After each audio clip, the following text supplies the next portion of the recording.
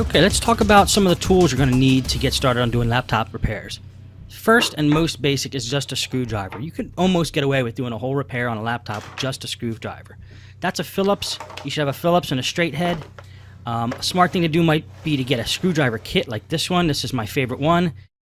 It's made by a company called Velamin, and I like them because they're super cheap, and the tips of the screwdrivers don't wear out. A lot of cheap screwdrivers do, but this set does not. What does break, however, is the handles, and these two broke in half, but they are actually my favorite two screwdrivers that I use for doing laptop repair. It's that one and that one out of the Velamin case. And you'll see in the videos, these are the screwdrivers I mainly use for taking the laptops apart. I like that they broke because they fit in your hand easier and they're easier to maneuver, and that's what I use for screwdrivers. Now you could also get precision screwdrivers too. And I bought these at Radio Shack, and they're good for getting in the real fine screws. Then you're going to need pliers and wire cutters. Definitely need both of these. I recommend getting for pliers a set like this and with the wire cutters included. You get them at like Home Depot or Lowe's or any hardware store. And these will allow you to get into the more tinier places where mainly that's all you deal with laptops. You need a small set of tools as well. Definitely need to have a flashlight. Something where if a spot's dark, you can see a little bit better. And a soldering iron is crucial. Now this is the soldering iron stand. And that's the soldering iron I use. Just a simple Radio Shack 15-watt soldering iron. Does the job for me. This is the model number. It's a 64-2051B. And the stand, you can get that separate, or sometimes they come in a combination. Another thing that's really wise to get is a desoldering iron, especially for power jacks. If you got some stingy power jacks that don't want to become disconnected, you use this thing, which is desoldering iron. It's neat. You actually squeeze that little red thing, and then when you release it, you could suck the solder out through the soldering iron. Or you could use desoldering braid, which is another thing I use in conjunction with the desoldering iron, which seems to work great. This is the solder I use. 6040, 0.032 diameter rosin core solder. I get that at Radio Shack. And that's pretty much my soldering kit right there. Another must is a multimeter. You can find these ranging from like $10 to $100. This is a Radio Shack model. Not my favorite model. The one I use in the videos is my favorite model, which I got at Micro Center for like $10, so you can find them cheap. And what you just want to have are the basics. I mean, there's not too many features that I would recommend for multimeter, but one that I do is definitely to make sure it has a beep mode, where if you set it to test continuity and you touch the two leads together, you're going to get a beep, because I use that a lot when I do power jack repairs. And next is just to have some wire. When you're doing power jack repairs or different types of repairs, you can get this at any type of store like Radio Shack or order it online. Heat shrink tubing is a must. I use this quite a bit, especially when I'm doing power adapter repairs, where I have to replace the tip on a power adapter or do any kind of repair on a power adapter. Heat shrink tubing is another place you can get pretty much anywhere. I get mine at Radio Shack and Micro Center, but you can order it online. Another tool that I feel is a must is helping hands. Helping hands is simply, a base with some alligator clips connected to it and a magnifying glass. It allows you to hold things, providing you basically with another set of hands, so you could do some, more difficult tasks like soldering things or having things held down that would be normally flapping all around. So helping hands are great for that.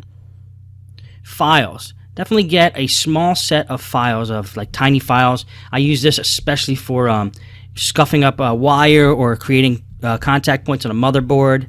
And this picture shows files. Don't get the wrong idea. These are actually miniature files. They're pretty small. You'll see how they look in the videos. X-Acto knives. Now, X-Acto knives are something I use fairly frequently, but you never know when you're going to need something really sharp to cut something that you're dealing with. And X-Acto knives are small and they're sharp, and it's a perfect tool to get in there and cut things or shave things that need to be taken care of. And the next thing is glue. Now this is Elmer's Carpenter's glue. I'm almost using this just for the sake of the picture, but I use that very sparingly. The main glues that I actually use are a little bit of Gorilla Glue, but mainly Crazy Glue. Crazy Glue is actually very great for attaching plastic to plastic, and a lot of laptop repairs are just dealing with plastic. So definitely recommend Crazy Glue. It's cheap and you can get your hands on that pretty much anywhere as well. When you want something a little more difficult and you need a strong bond, try epoxy. They make a 5-minute epoxy, which basically dries in 5 minutes. I recommend letting it sit overnight, but you could technically dry things in 5 minutes. And then they make different bonds of epoxy, and we actually have to mix 2 tubes of material. And it smells pretty strong. You want to be in a ventilated area, but it does provide a strong bond. Haven't used epoxy in a while. Again, my main thing that I use is the Crazy Glue. Thermal grease. Now, thermal grease is what we use to create a bond between the processor and the heat sink so heat can flow through efficiently and dissipate. And a popular brand of thermal grease is Arctic Silver. And I have a little tube of that, and that's what I use mainly. It gets a little expensive, but you can use pretty much any thermal grease. You'll be okay. Now, you'll see in the later videos exactly how I use the thermal grease, how much I use, and this kind of thing. So stay tuned for that. Okay, now foam. I always use a piece of foam when I'm working on laptops so I don't scratch the top of the laptop when I'm working on it upside down. You can also use it with circuit boards if you don't want like a delicate circuit board to touch the surface that you're working on. I get these foam pieces usually out of desktop motherboard boxes. When I get a motherboard for a desktop, it's usually shipped in a box that has a square piece of foam under it. That's pretty much exactly what I'm using there. Compressed air. Now, if you watch these videos, you're going to see that I use compressed air a lot when I'm working on laptops. I use it to clean out dusty areas on a laptop. I also use it to blow out the CPU fan, get all the chunks of dust out of there. Also in the heat sink for the CPU, I blow air right through the fins of that and clean that all out. Now, the only problem with compressed air is it's expensive. So if you're going to use a lot of it, I recommend using like a blower on a wet dry vac. And I talk about one that I recommend later in this video. A drill. A drill is a great thing to have if you ever need to drill holes in a laptop case, which I'll show you a couple of the videos.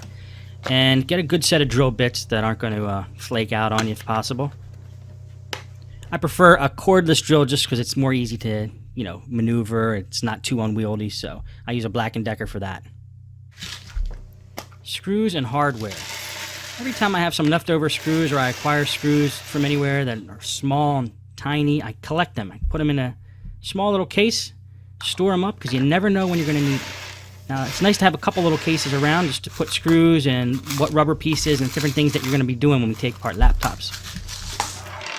Get yourself a tape measure or a ruler or something where you can make measurements or size things up if you need to do that, which will definitely happen, especially with laptop screens and that sort of thing.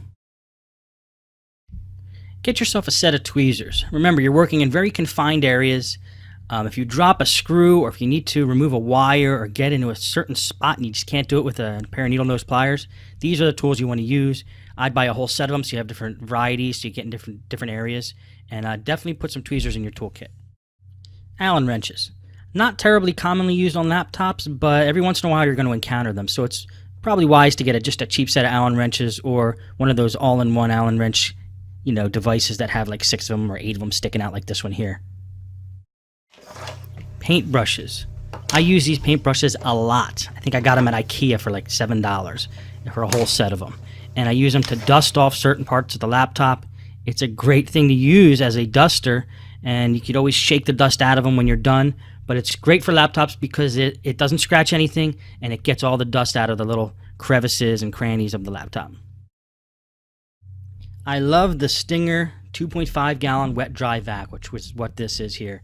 Especially with the brush attachment, it's great for cleaning out keyboards, cleaning up all the dirt off of the top and bottom parts of the case of a computer. Even when you open up the computer, you can use that wet dry vac and suck out a lot of the dust that's on the inside. You'll see how I use it in the videos. Great tool to have in your shop. I definitely recommend it.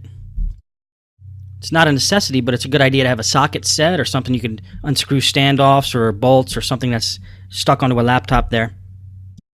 And finally, if you look around, you're going to find computer repair kits that have most of the tools I talked about already in them. You get the pliers, the screwdrivers, soldering iron, a small drill in a lot of them, Allen wrenches, X-Acto knives, and tweezers.